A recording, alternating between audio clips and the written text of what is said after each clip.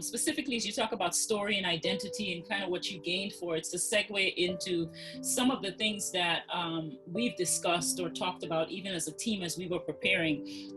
There's so many differences, but then there's so many similarities. Specifically, I'd like you to speak to what some might coin as a very slight difference, but I have had experiences with different cultures where when you say the wrong name or you identify them with the wrong ethnic group, it's a story in itself, so to speak. So I'd like you, if you can, speak to what it means to be Latino in America, but specifically as well, what are the differences between Hispanic, Latino, and I'm sure there are others that I am not even familiar with. I'm sharing my ignorance, but I know specifically when it comes to this that people have a different take on it, and it's usually because of different reasons. So can you speak to that if you start with what does it mean to be Latino in America? And I know there are a lot of different meanings, but I'd like to hear specifically from you in response to this question. I could start, if that's okay, because I teach social and cultural counseling course, and we go over this topic because cultural identity development is a part of everyone's story. And so to begin to kind of understand this aspect of labels and language and the power of language is to understand the racial context we exist in. So we exist in a context that defines people based on race, either Black or white for the most part. And in between, you just choose something, right? And in between is where that Latino ethnic group kind of lies. And so that's one aspect. One aspect is that being Latino in America means how do we identify vis-a-vis the Black culture and the white American culture in this country? And in regards to the term Hispanic, that was a term that the government placed on us for census purposes. And so as a way for the Latino group to become more empowered, we said, okay, we don't want to be called Hispanic, partly because it's very close to the term SPIC, which is very derogatory. Plus, it's an imposed term. So we wanted to create our own term from the grassroots, from the bottom up. And so we as a community said, okay, we're going to claim this term Latino, Latina.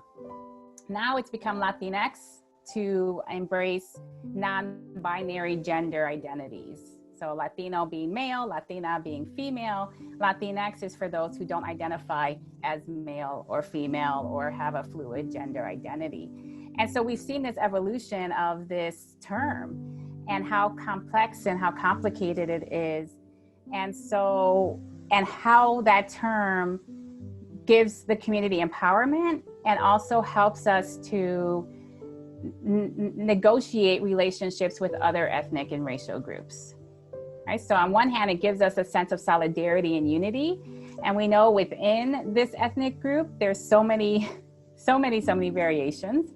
We also know that Latino is not categorized as a racial group according to the US Census. So again, this is that context, that racial system that we live in, makes us decide, are you Black or are you white, basically, as your race. And for me, I don't identify racially as Black or white. I racially identify as Latina and ethnically as Puerto Rican.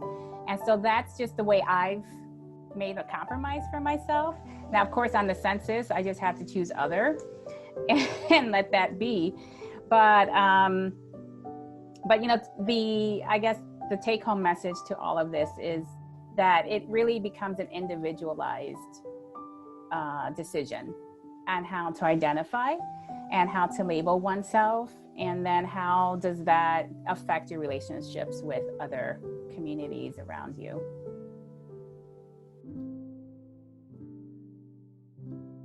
Thank you. Go ahead, Jensy.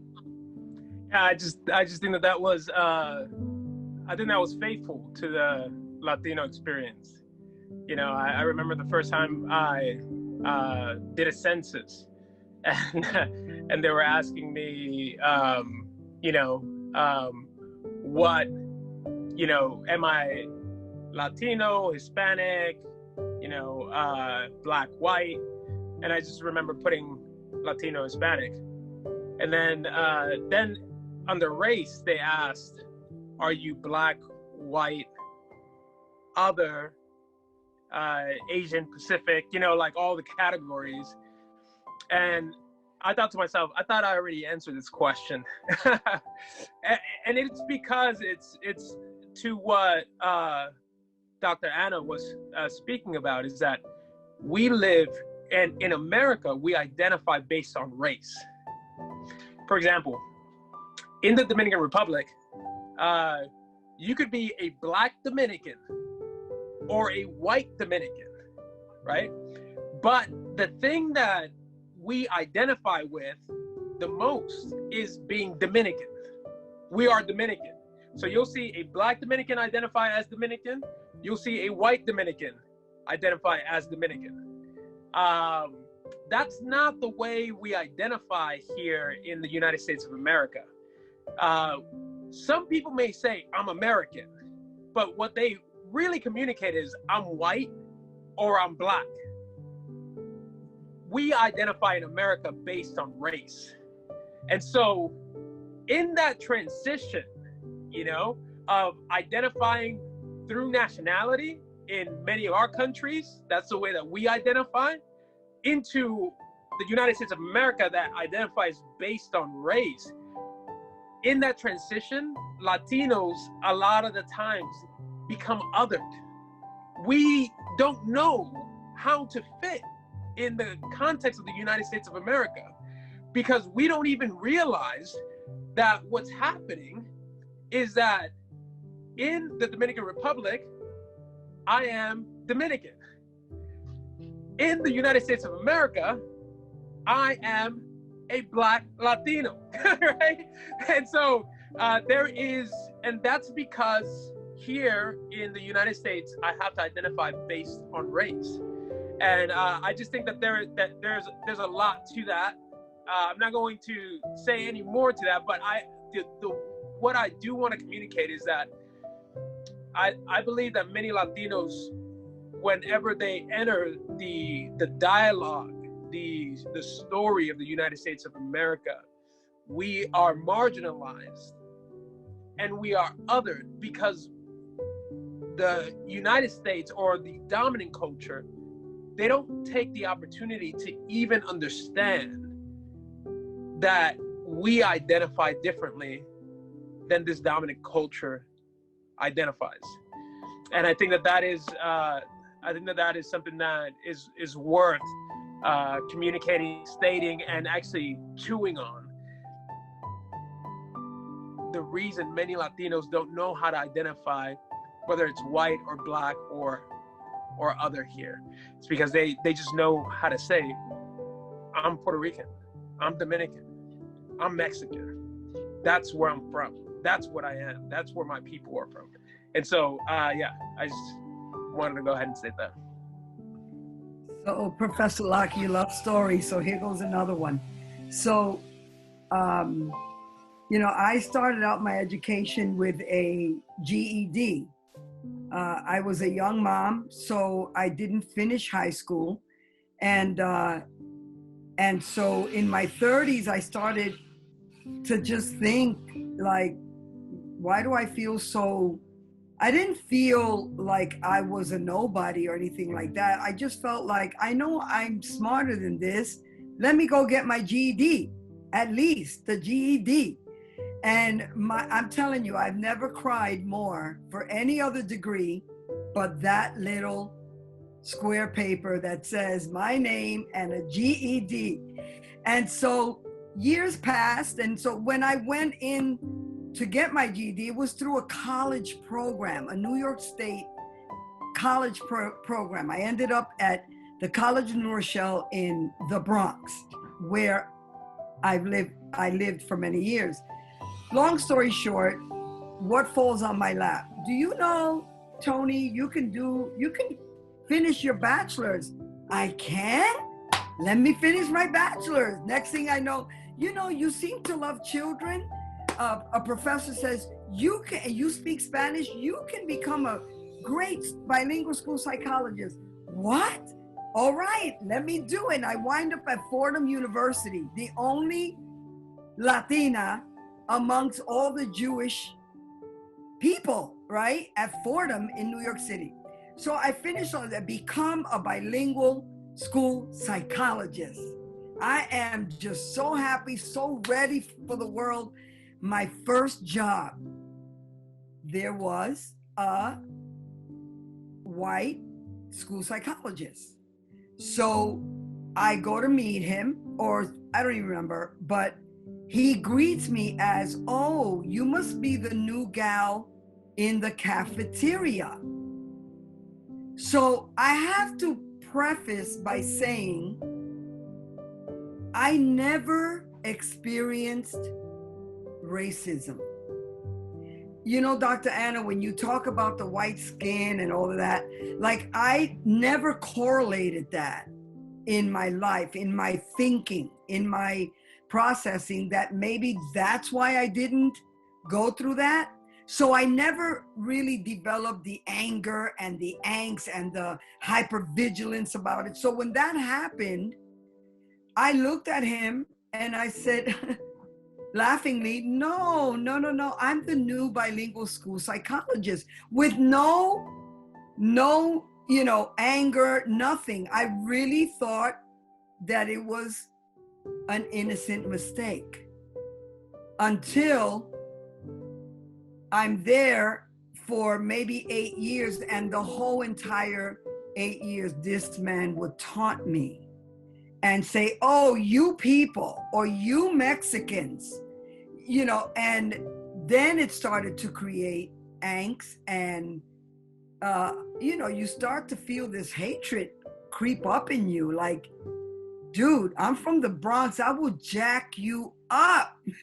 You don't even know. I'm just behaving, right? But that experience is what woke me up and catapulted me into a new way of thinking. And the new way of thinking was, wow, it doesn't matter what your skin color is.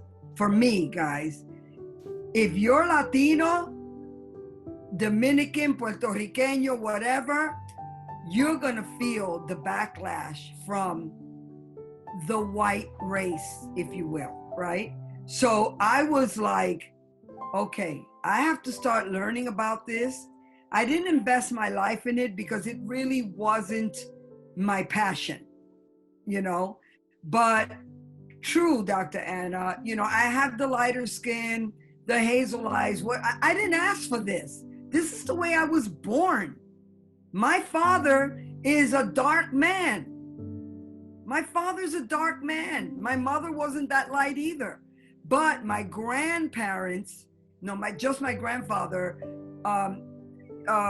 has a Spaniard descendant.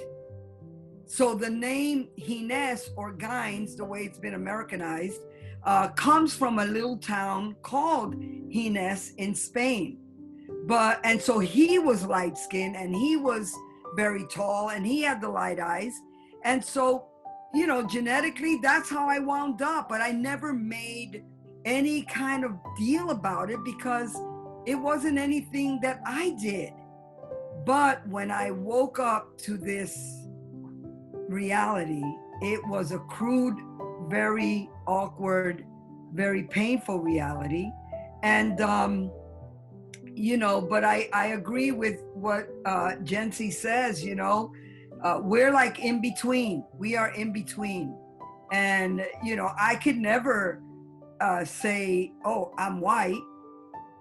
I have to say I'm Puerto Riqueña, right? My parents, born and raised in Puerto Rico, came to New York in the 40s. That's who I am. My ethnicity is the strongest, besides my Christianity. That's the strongest identity that I carry. But ethnicity, it's like Michael Jackson said, it don't matter if you're white, black or white, but it does matter. But I'm not going to roll in that. I'm just going to be like, and don't get me singing. I know that song, but I'm just, when you have those experiences, they do something to you, and you actually have to choose in your soul how you're going to navigate through that. Is it going to be through hatred and anxiety and, you know, racial tension? Or honestly, I consider all of that, you know, to be ignorance. It is ignorance. It is ignorance for me. So when I look at people that treat me like that, I look at them like, ay bendito, you're so ignorant that I don't even have time for you. So anyway, that's my little story. Thank you.